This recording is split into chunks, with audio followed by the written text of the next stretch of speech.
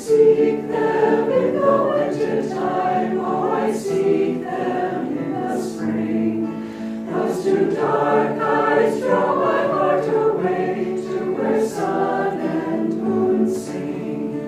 I laugh now in the summertime when ripples on the river play. I laugh soaring with the meadowlarks, love has made my heart gay. I laugh soaring with the meadowlarks, love has made my heart gay. I've known them forever, they've haunted my slumber and called to me out of the deeps of space. The love that they promised has helped me remember another time, a caring embrace. Another time, a caring embrace.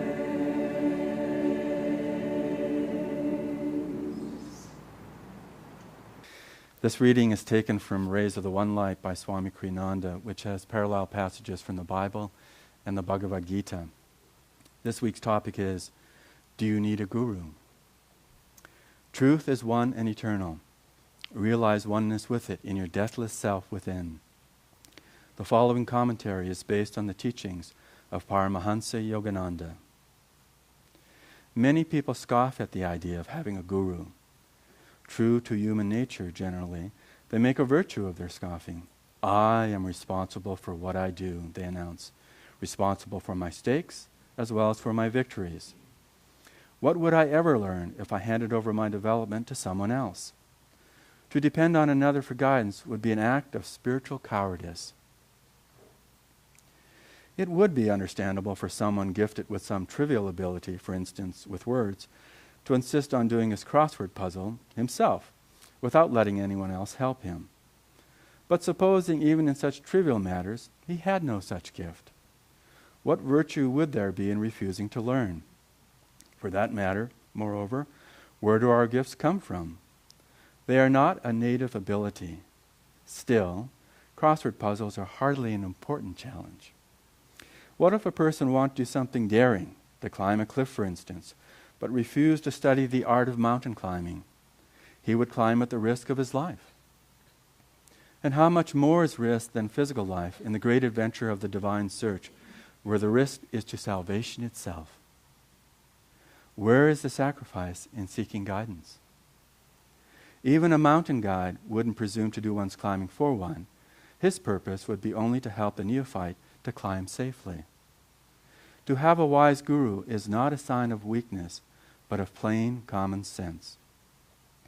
All the saints, aware as they are of the hazards of the adventure, agree on the importance of having a guide or guru. And these are the heroes speaking, not cowards or spiritual weaklings.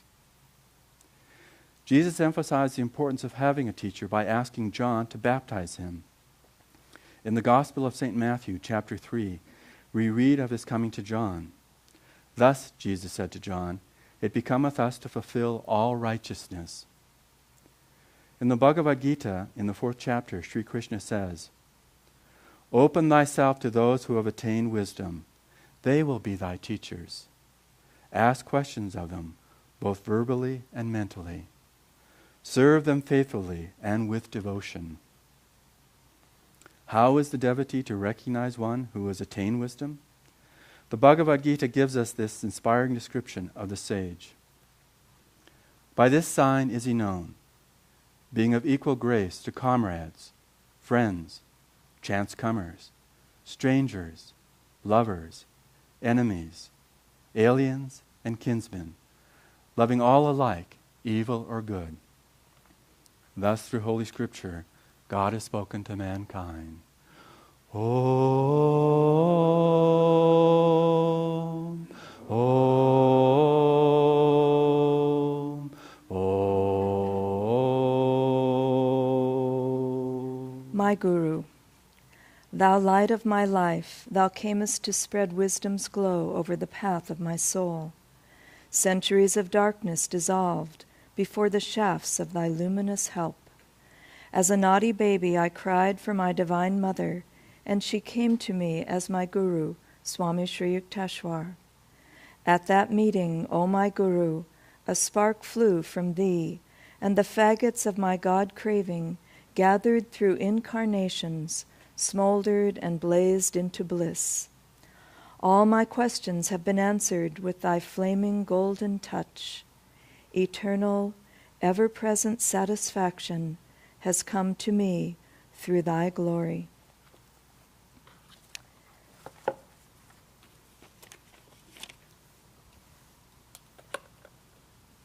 A man died and went to heaven, and St. Peter was there and welcomed him in and started to show him around. And they got to various places, and he was enjoying seeing all the sights, and then they came to a place where there was a big wall that you couldn't see over, that you could hear things behind, but you couldn't see anything. And the man said, "So what's that for?" And he said, "Those are," and here you can fill in the blank of whatever you would like to fill in, "those are the such and such Christians. They don't know that anybody else is here." And he said, "We built that wall specially for them so they'd feel okay about being here." But the reason I say that is because that's one kind of misconception about what the spiritual life is about and the teachings are about, and as many misconceptions about the idea of a guru or a spiritual guide are also there. The guru is essential, and this is a topic which I was thinking, let's see, do you need a guru, or do you need a guru? You know, and what my answer would be is, it depends. It depends on you, and it always comes back to us and who we are, where we are on the spiritual path. And there's nothing bad about being anywhere on the spiritual path, even if you've taken it up recently and you're searching through reading books, through trying various teachings or affirmations. Maybe you found a teacher you enjoy, that kind of thing. It's all great. And there's steps that we all have to take. But eventually, we do come to the place where the question of the guru comes up. And in the West, we have a lot of dust kicked up right now in the last probably 20 years around the idea of a guru and what that means. And it's just a lot of mass confusion about the terminology. In fact, every single term that's come in from India and in the East has been redefined in the West to suit our understandings and what we would like it to mean. So we have business gurus and we have cooking gurus and we have, and basically just guru equals teacher. But the guru is actually much, much more than that, because our problem is much, much bigger than that. And, I remember 20 years ago or so, I saw a very interesting illustration in Time magazine. It was right at a time when the concept of superconductivity was really happening in the world.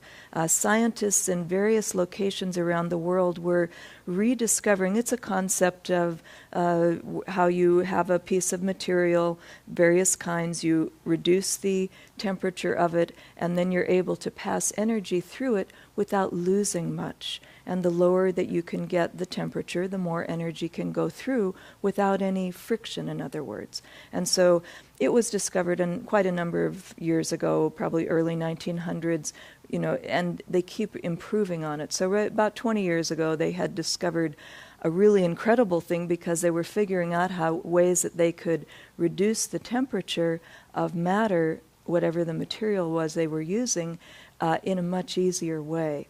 It started out where you had to reduce it to minus 450 degrees Fahrenheit or some unmanageable thing.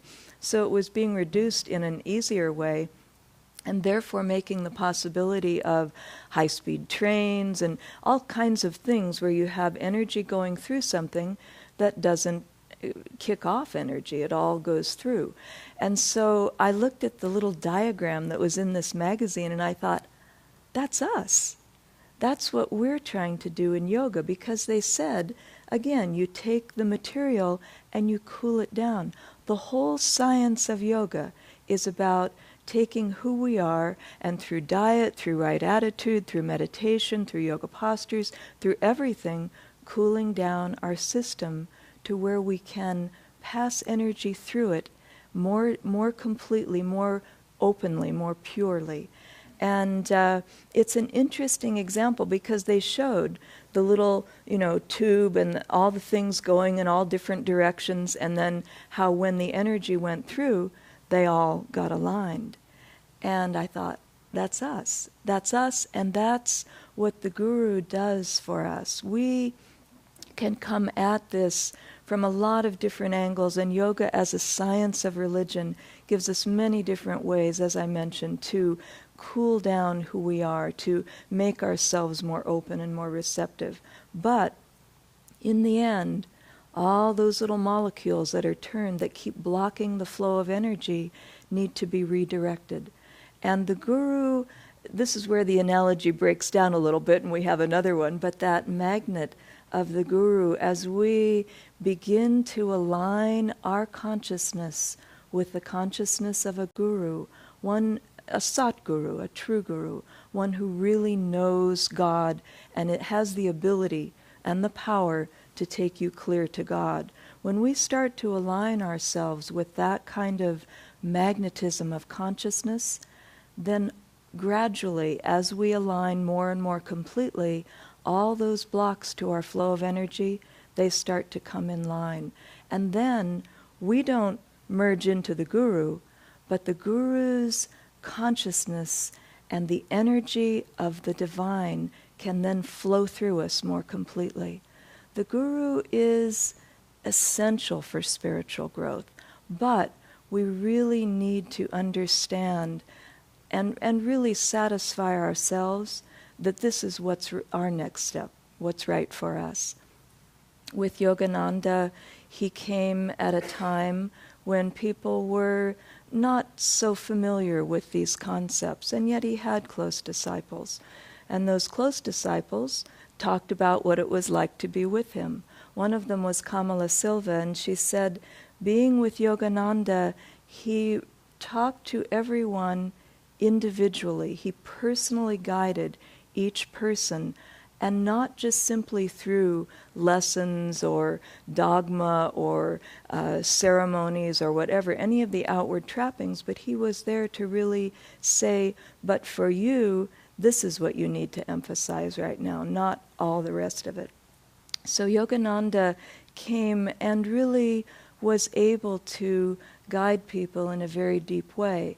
Now, the other part of this, of course, and I've always really appreciated this, in the Essence of Self-Realization, there are 2 chapters, and these are Essence of Self-Realization as sayings of Yogananda that Swami Kriyananda put together about 20 years ago, and in that he divided into various chapters. One of them is all Yogananda's talks and sayings about the need for a guru. Immediately after that is the disciples part. And I just wanted to say a little bit about that, because we can't really, do we need a guru? It depends on if we are ready to become disciples. Without discipleship, having a guru would do no good at all. In fact, a little booklet that Swami Kriyananda wrote, he said, I think for most people what they really want is a guru doll. They want something that they can say, oh yeah, me too, I have a guru, and put it on the shelf and, then refer to it every so often. But not really understanding what the deeper teachings and the essence of it is all about. So when we want to take up being a disciple, and again, all of these are very gradual things. We can know to as much as we know where we are right now, whether we want to take on being a disciple. It's a directional thing. And we can make that kind of commitment knowing that it will unfold as we go along. Now, we have someone like a Sister Gyanamata who was pretty direct in what she said about the guru-disciple relationship, saying, hey, it's not for pleasure, it's a hand-to-hand combat between the God-awakened soul of the guru and the awakening soul of the disciple. So, because we all have all those little molecules that are turned all different directions, it's not only that, but each one of those represents one of many millions of vortexes of energy that have to be loosened and have to be straightened out. And again, aligning ourselves with the Guru allows us to do that. But I was thinking, and these are things that are talked about commonly, what are certain attitudes that really help us to be disciples and really to attract the blessings and the help of a guru? As Yogananda said, if you shut me out, I can't come in. And so we have to learn we can say, oh yes, I open my heart, and then we walk out and boom, close back down again. So we have to really understand on a daily basis, on an hourly basis, on a minute-by-minute basis, how we can begin directing our own energies, our consciousness. One of the things that we need to learn to do is to listen and to not argue.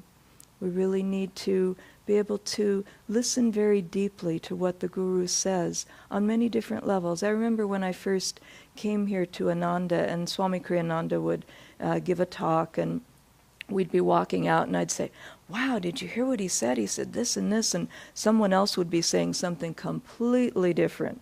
Might have been better, might have been worse, who knows, but that ability to listen and to not just put up mental defenses and to absorb the teachers, the teaching, the Guru's blessings that are trying to come to us is vital.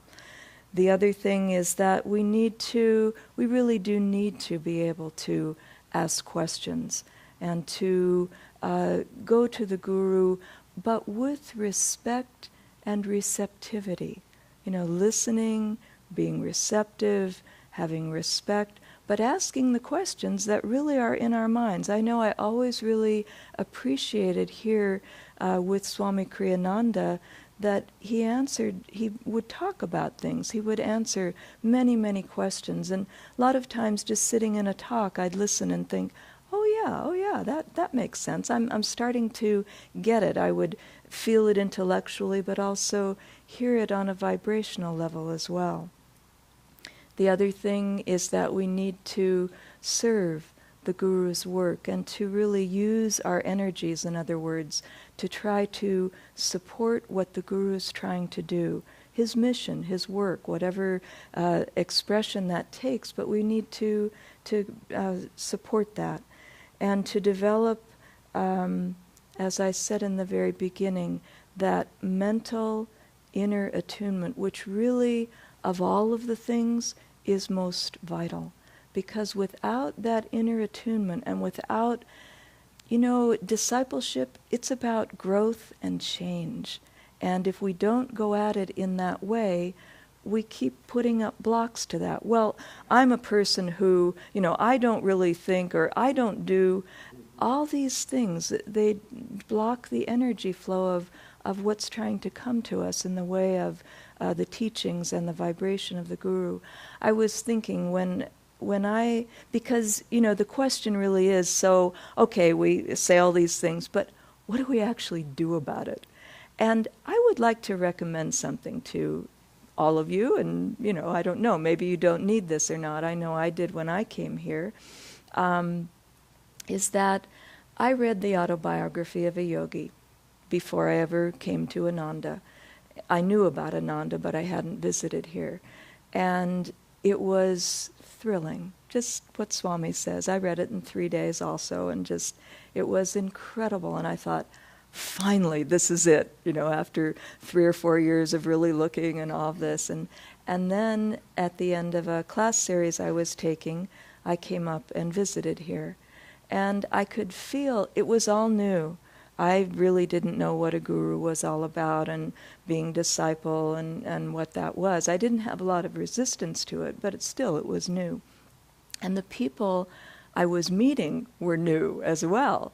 And so I came up and I had heard Swami Kriyananda was a direct disciple of Yogananda's. And so when I came, I looked at him. He gave all the classes, Sunday service, interviewed people afterwards, had lunch with all of us, everything. So he was around a lot.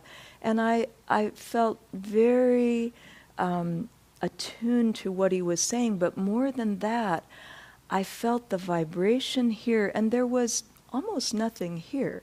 There was a market, there were a few buildings at the meditation retreat, and the rest of it was little cabins out in the woods and some teepees and trailers.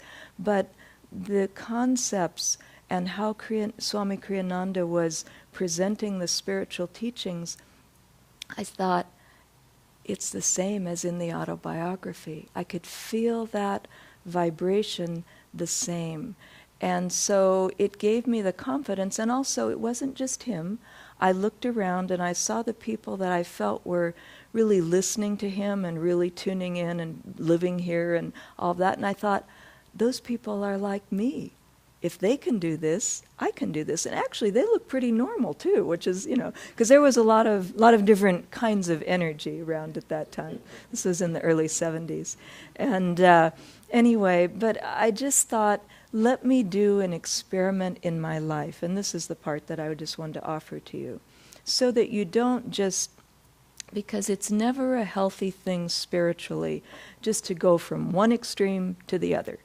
I don't know anything, and now here I am, You have to really satisfy your mind, and you have to work into what you're doing. So I said, hey, here I am, vibration feels good, feels like the autobiography. I like that in a living form.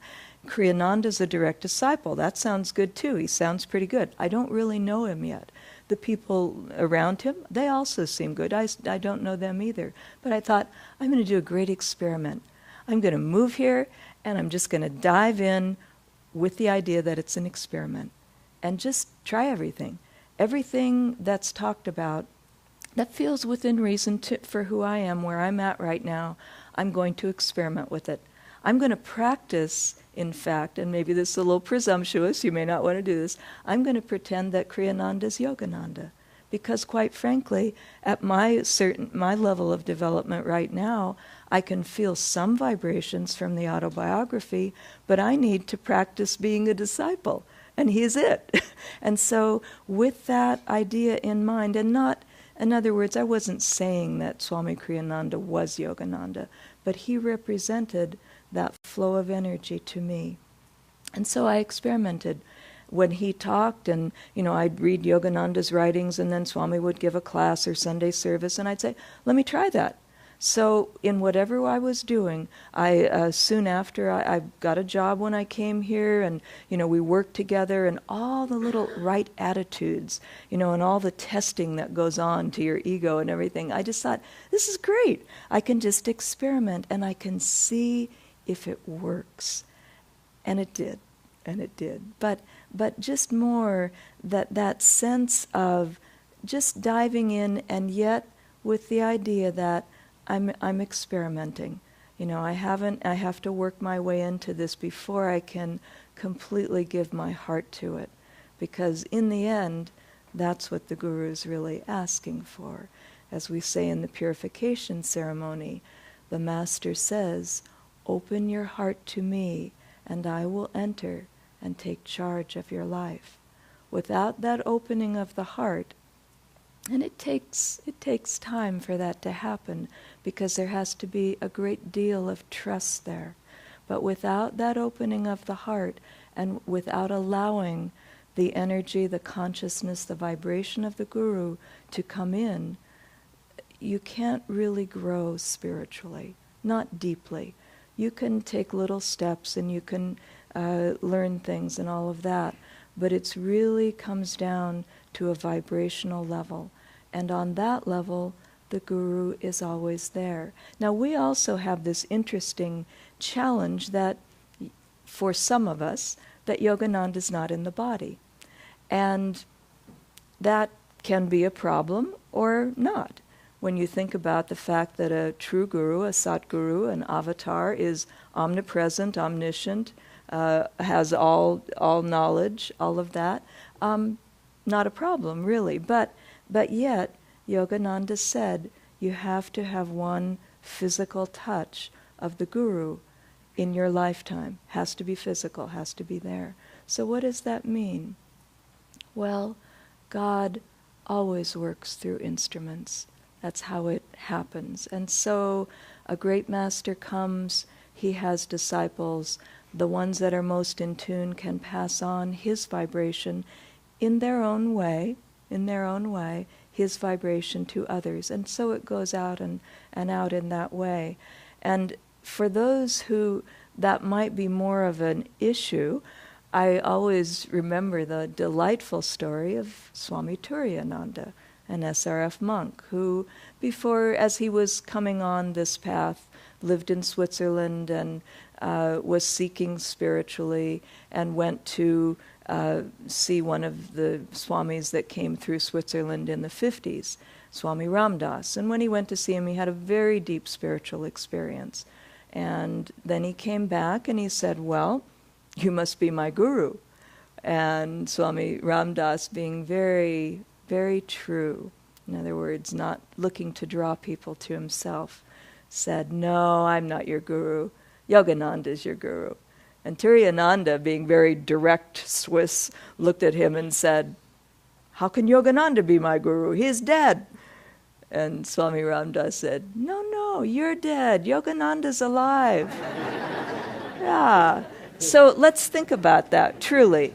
We're dead spiritually. Yogananda's alive. He can be anywhere. He doesn't need a body to work through. We need to wake up spiritually. We need to come to the point where we can draw the vibrations of the Guru through the channels that he gives us. Practice your discipleship. Practice being on the spiritual path. Really go at it with a lot of energy and find that it's a living presence. The autobiography of a yogi, it's alive and well at Ananda. And it is happening every single day. Discipleship happens, attunement happens, opening your heart happens or not, letting go of ego happens every single day. Take advantage of it. And if you don't live here at the village, take advantage of it in your own environment. That's what we're given this lifetime for. And do we need a guru? Absolutely. To guide us through all the machinations of the mind. Remember the example that Swami Kriyananda uses often, Theseus and Ariadne. Theseus had to go into the the labyrinth. And remember, in the story, no one who went into that labyrinth before had ever come out again. There was a minotaur in the center. He ate them. They didn't appear again. They got lost and they either died or they got eaten. But he was given a thread by Ariadne. In this case, she represents the Guru, the divine consciousness. And when he went in, he was able to go to the center to slay the Minotaur, but not only slay him, to find his way back out again. And that labyrinth is like the mind. There's no way we can do that on our own. Someone who's gone before, who knows all the twists and turns of the mind and how magnetic and how all-encompassing delusion can be, can guide us through all of that. It's a great adventure, and I invite all of you to join us here on that wonderful adventure.